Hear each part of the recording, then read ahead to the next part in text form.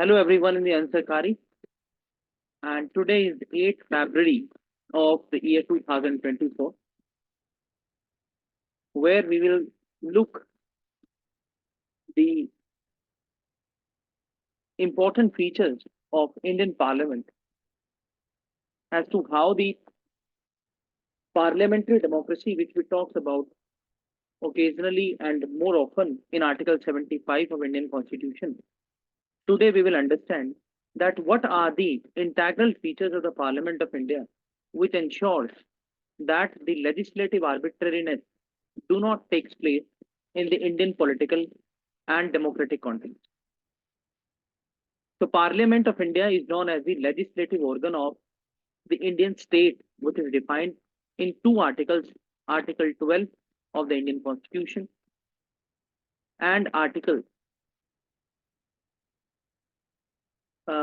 I think I'm not able to recall in the directive principles also. Article 36, most probably. If we talk about that Parliament is lying in which part of the Indian Constitution, so it is Part 5. So when we say that central government, so central government is also the part of Part 5, but is more often we understand that it is coming from the Parliament itself.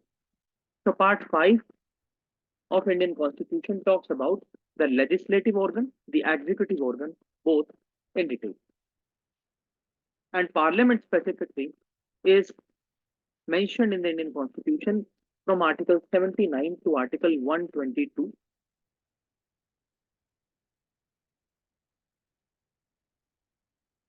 Then, if we study the first category or the categorization of Indian Parliament, so that talks about that how do we constitute the Parliament, or we can say that how is the organizational chart we have in the Indian Constitution of the Parliament.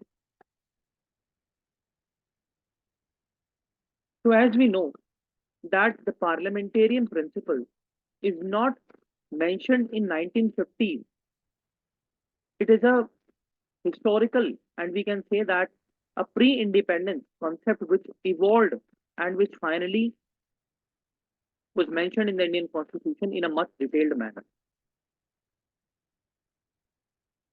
Under the Constitution, the Parliament consists three organs.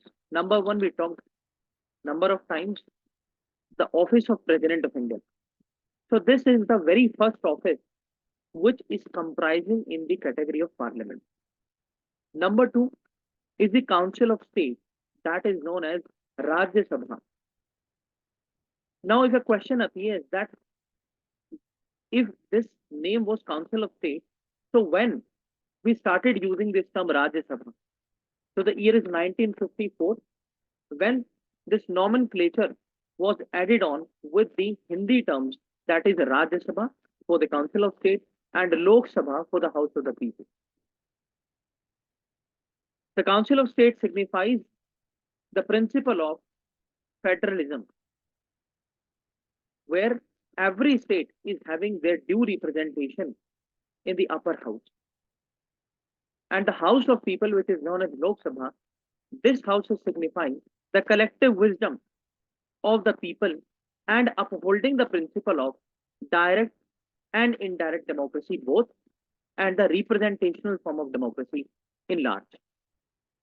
Because in the House of the People, the majority, and we can say most of the MPs or the member of the parliament who are coming, they are representing people directly who are coming via direct election, which is conducted by our Election Commission of India under Article 3 to 4.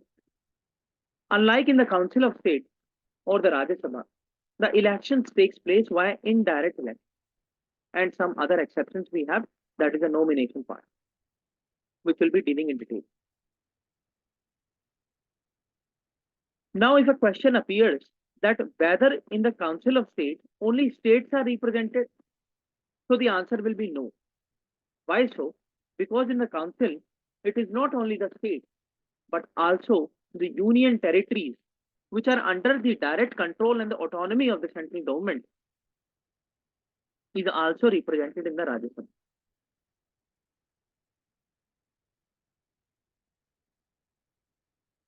Now, in the parliament, the very first organ which we talked, president of, president of India. We know that president is not member of either house, neither of Lok Sabha nor of Rajya Sabha. But he has to be qualified to become an MP as Lok Sabha. This we talked. But still, he's an integral part of the parliament. Why so? Because any kind of bill, any kind of motion, any kind of resolution, any kind of discussion on public important matters will become executed and implemented on the ground only when the president provides his due assent or her due assent to that particular bill, resolution, or motion. Apart from that, why we are including president in the parliament is because we talked that he summons the houses timely within the 6 months, and we have a convention in the Indian Constitution that there should not be a time gap of more than 6 months between the two sessions of the House in the Indian Parliament. He prorogues both the houses. Now, what does the prorogation mean? Prorogation simply means that a particular session is terminated. That is called prorogation. When we use adjournment, that means a sitting is terminated. So there's a thin line of difference. And he dissolved the Lok Sabha. He decides on the no confidence motion, that whether to dissolve the Lok Sabha, to remove the Council of Ministers, and so on and so forth. He issues ordinances, which is not a legislative power, but which is a co-legislative power of the president. So this is how we can say that these 4 to 5 principles defines the significance of the president office, which is integral to the parliament, which makes him eligible to become the part of the parliament. And the last and the most important factor which we can understand when we talk about president as a part of parliament is that the parliamentary form of government emphasizes on interdependence between the legislative part and the executive part. And president, when he's becoming the part of parliament, this is fulfilling that condition, because president is the highest executive office. And when your highest executive office is part of your parliament, where the common man representative are discussing, arbitrating, passing motions, even the president's speech is passed by a motion, it simply means that your executive is under the supervision of the common man. And that is what parliamentary democracy means. So Article 79, as it is written here, that it talks about there shall be a parliament, president hogi, council hogi, or house of people, which I have elaborated in. So these articles in the last of the sessions will be going through these. And before that,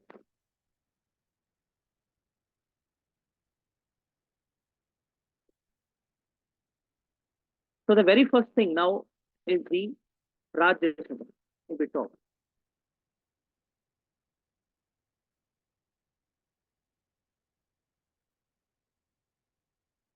So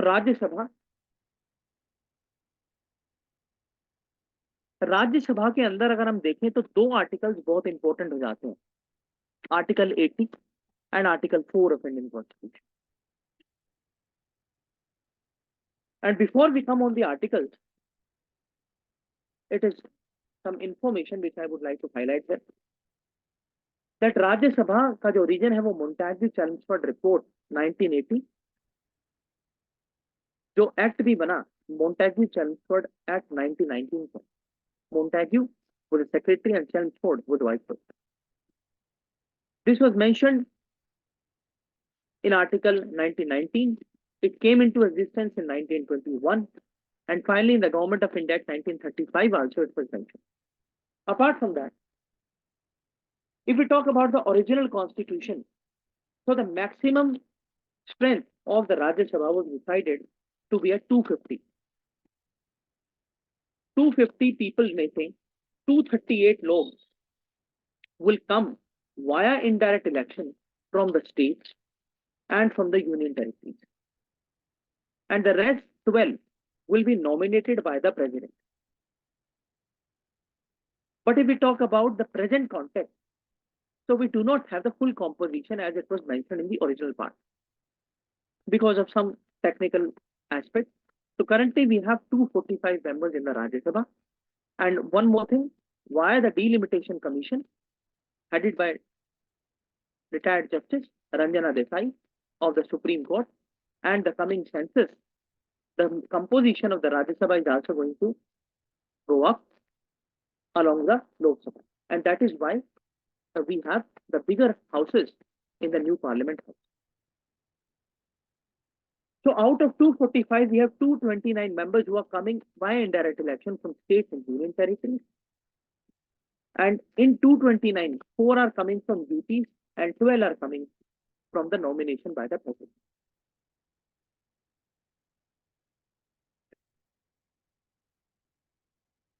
Here it is also becomes important to look at one schedule of Indian Constitution, and that is Schedule 4. Schedule 4 of Indian Constitution provides the mechanism for the allocation of seats in the Rajya Sabha to states and union territories. And here these articles are integrally mentioned, that is Article 4 and Article 80. Article 4 says that you have to represent from the state, and Article 80 talks about you have to represent from the states as well as from the youth. If we talk about states and then UT and then nominated members, will go like this. So number one, how the members of parliament in the Rajya Sabha are coming from the state.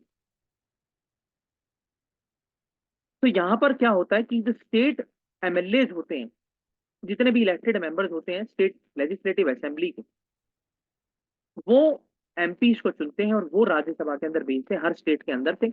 Method होता है proportional representation, single transferable vote. अब इस चीज को हम काफी चर्चा में पहले भी बात कर चुके हैं. System of proportional representation by means of single transferable vote is a mechanism which we have in the case of president, vice president and the Rajya Sabha, where the even minority section vote are considered duly. Unlike in the Lok Sabha election, where the first post the past system is existing, where the one who gets majority of votes will be declared as elected. But unlike in the proportional representation, we have a typical mechanism to incorporate that even if one candidate is left out who is having divergent views and divergent votes, his votes are also important, and that is fulfilling the parliamentarian democracy principle, which says that you do not have to go by utilitarian principle. You do not have to go by the principle of maximum gain of maximum happiness. You have to ensure that the pain, the grievances, the demands, the aspirations, the representation of even minorities should be incorporated when the election comes as far as the Rajya Sabha is concerned, because Rajya Sabha is representing as a check and balance house in the Indian Parliament, which is scrutinizing the ill will of the Lok Sabha via bills, via resolutions, when they are coming into the Rajya Sabha for the scrutiny, and then they reach out to the President office. अगर हम बात करें राज्यसभा के states के अंदर जो represent होता है और उनका कंपैरिजन अगर हम करें, जैसा कि हम सभी लोग जानते भी यूनाइटेड स्टेट्स के साथ किया जाता है, बहुत सारी अदर कंट्रीज है जिनके साथ आप इंडिविजुअल लेवल पे कंपेयर भी कर सकते हैं. So in the United States we have a convention that every state sends the uniform number of representatives into their senior house, that is the Senate of the Congress. Unlike US, in India, it is decided on the basis of the population. If there is a state like A, B, C, if the C is having 100% population, B is having 90%, and A is having 30%. So on the basis of those population criteria, the representation will happen, and then in the decreasing manner or in the increasing manner, the MPs will reach out to the Rajya Sabha.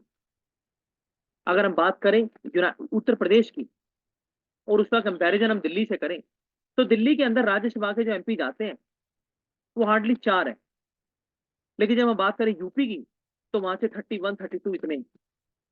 अगर हम बात करें बिहार की तो वहां से around 35 MP जाते हैं राज्यसभा के अंदर। और जब हम बात करते हैं गोवा की तो वहां से 1 या 2 ही जाते हैं। तो जितनी ज्यादा आपकी टेरिटोरियल जेनिथ है उतना ही आपकी पॉपुलेशन होगी। जितनी ज्यादा आपकी पॉपुलेशन होगी उसके हिसाब से आपको ज्यादा रिप्रेजेंटेशन करना पड़ेगा, और जितना ज्यादा रिप्रेजेंटेशन करना पड़ेगा उतने ही ज्यादा एमपी आप राज्यसभा के अंदर भेजेंगे। This is the simplest manner to understand this concept.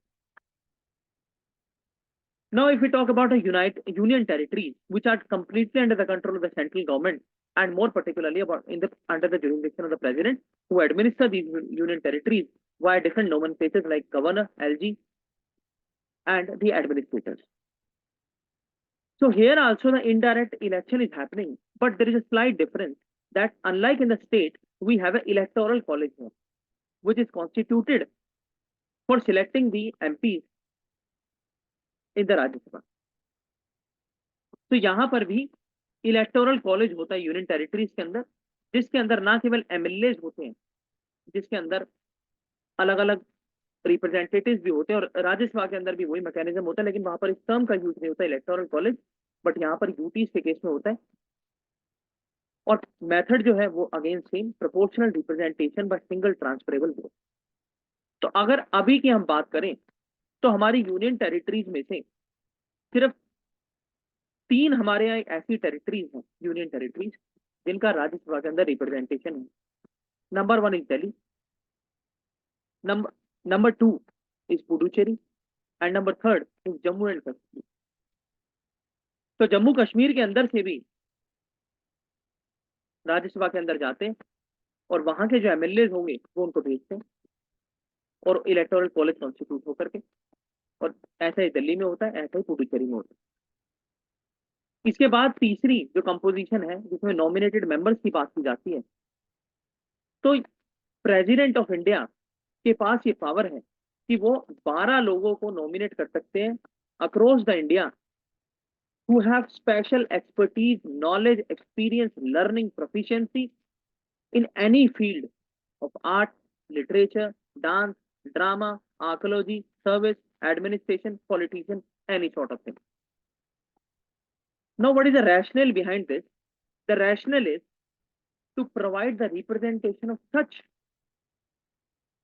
philanthropists, such individuals, such experts who cannot face direct election, but their representation in the parliament will enrich the debate of the parliament, will enrich the representation of those particular fields in the parliament, will ensure that if any person who is not the minister, if any person who is not the member of parliament, but if the government wants to make that person as a minister into the council of ministers, so this provision also avails that opportunity, that it provides a pipeline mechanism for those persons to get represented via the nomination process into the Rajya Sabha and then become the minister.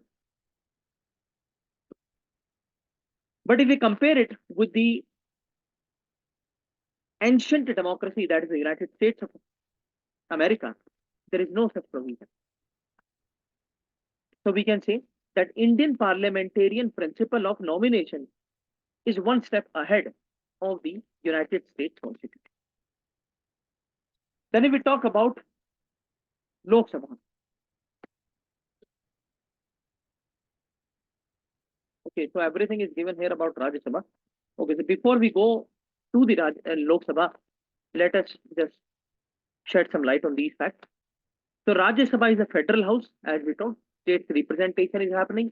Union territories representation is happening. It is chaired by the Vice President of India. And it is generally said that Vice President is the ex officio chairman of the Rajya Sabha. And the post of Vice President as the ex officio chairman of the Rajya Sabha is also drawn from the United States Constitution by Dr. B.R. Ambedkar.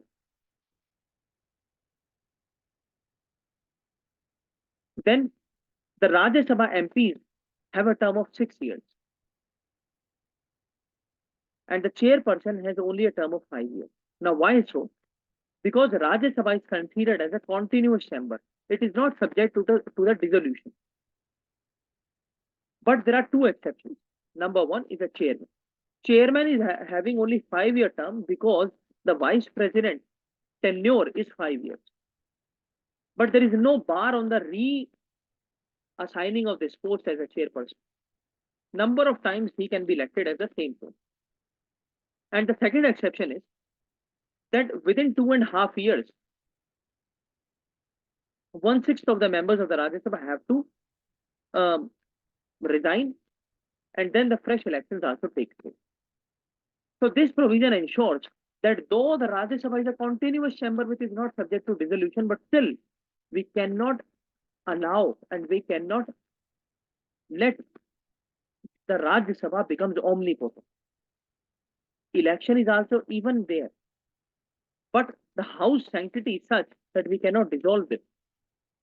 And one more principle you can associate, that if the Rajya Sabha will also be subject to dissolution, then the emergency provisions of the Indian Parliament, where the ordinance becomes important under Article 123, that will not be able to take place by the President of India.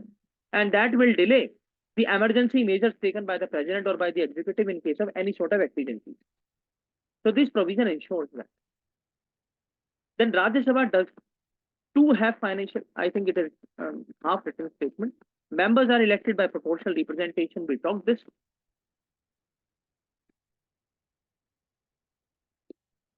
Then the leader of the House, Rajya Sabha. I think we should first talk about the Lok Sabha because otherwise it will be And this easier. sentence that it is incomplete, I think it should be Rajya Sabha does not have the financial powers. Yeah, it Will should that be like, yeah, exactly. Okay, so now before we jump into the tit and bits of the Rajya Sabha, let me just share the composition of the Lok Sabha because it will easier for us, for all of us, to have the comparing and the analytical ability of both the houses, and we'll be able to understand in a fashionable manner. So composition of Lok Sabha, in the original constitution, it was mentioned that the maximum strength of Lok Sabha should be 552. And out of these, 530 should be the representative of states, and 20 members should be the representatives from the union territories, and 2 should be nominated by the president from the Anglo-Indian community. But if we talk about the present status of the Anglo-Indian community, so via Amendment 108, most probably, please recheck this. The Anglo-Indian nomination is duly stopped since 2022 by the President of India on the rationale that now the Anglo-Indian community is fully integral into the Indian population and there is no need to provide any sort of separate representation to them. But at present, as in the case of Rajya Sabha, we currently have only 545 members into the Lok Sabha. Out of 530 are coming from states, 13 from Union Territories, and 2 were coming from Anglo-India, which are currently not nominated by the president. So how the member of parliament in the Lok Sabha coming from the states? So from the states, they are directly elected by the people in the constituency. So under Article 324, which is a constitutional body election commission of India, it is their original and constitutional responsibility to ensure that territorial constituencies are fully demarcated before the election takes place, and the MPs who is selected from one constituency remain only one, and the maximum limit for an individual contestant in the Lok Sabha election is only 2. That is 2 constituencies. Maximum to maximum, one person can contest from 2 constituencies, as we saw in the case of Prime Minister Narendra Modi sir and the opposition leader and the largest opposition party, Congress convener, Shri Rahul Gandhi sir. What is the principle then in the Lok Sabha? So the principle is only one, That is the principle of universal adult franchising, which simply means that if you are above 18 years old, then you are duly eligible to vote and to cast your vote to represent your constituency via the representative of your constituency, and you can send that particular person within the Lok Sabha so that he can frame laws, he can discuss your urgent public important matters, and can ensure governance to you. Here, before 1990s, and we particularly can say 1988, the voting age or the universal adult franchisee principle was subjected to 21 years. But 61 Constitutional Amendment Act 1988 came, and it said that we have to reduce the voting age, and that is 18, to ensure more representation, more political electoral vote support to the representative, so that he can ensure and he can say that I am a fully representative person. And obviously, by this time, as we say that India was a nation in making, so by this time there were major breakthroughs which were happening in the country, and the population changes were also happening, which made it compulsory for the government of India to have such kind of constitutional amendment act so as to incorporate the young aspirations, the young demands, the young grievances by the representative method. And this was the rationale behind reducing the age limit, that is 18 years. If we talk about union territories, so in the union territories, election can happen by any method. Now, what does it signify? This signifies that there is no open dialogue in the Constituent Assembly done as far as the representation from the union territory is concerned. It was just mentioned that Parliament will timely decide so as to how to ensure the representation from the union territories. Why so? Because again, they are under the complete control and the autonomy of the central government. So when they are under the complete control of central government, why to have any sort of separate election?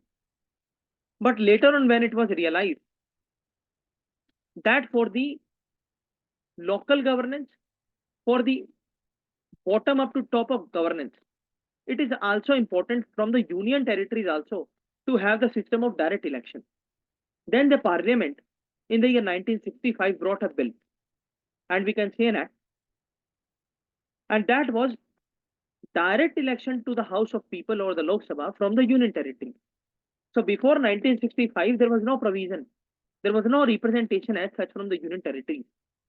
But post 1965, we have the direct elections in some of the union territories in the Lok Sabha. And these territories are Delhi, Puducherry, and Jammu and Kashmir. And the last thing, that is the nomination. So nomination members from the Anglo-Indian community, and there were two. And let me rectify my voice here, that means Article 104 Constitutional Amendment Act 2020, which abolished this practice of nomination of Anglo-Indian community from the Indian geographical space by the president. So this is how we have the composition of the Rajya Sabha and the composition of the Lok Sabha. And before that, we go again in the technical aspects of the functioning of the houses, of the responsibilities and the jurisdiction of the houses. I would like to highlight some of the important points here.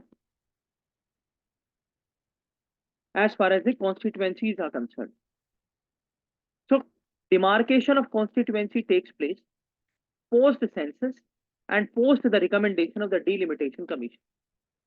If in one or two lines we understand the delimitation commission, so it is a commission which decides the territorial zenith of a particular constituency, taking into consideration the census report and the census population data.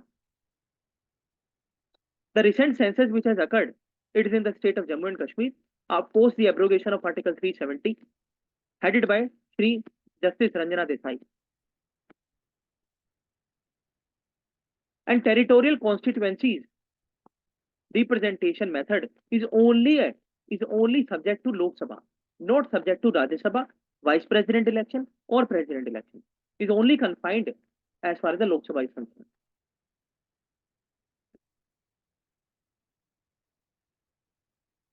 Then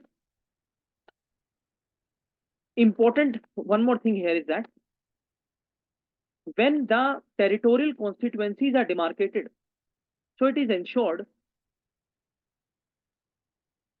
that readjustment of constituencies is duly done post census after taking into consideration the census data. यहाँ पर हम 3-4 चीजों की बात करें, जैसे कि delimitation कब कब आया, तो नंबर 1 1952 के अंदर आया, 1962 के अंदर आया, 1972 के अंदर आया.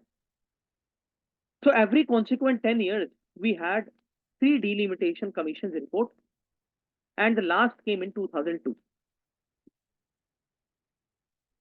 And if we talk about the current level and the current ceiling, so the 87th Amendment Act of 2003, which was the last act in this series, that provided that now the delimitation of the constituencies should be stopped for the meantime on the basis of census report of 2001.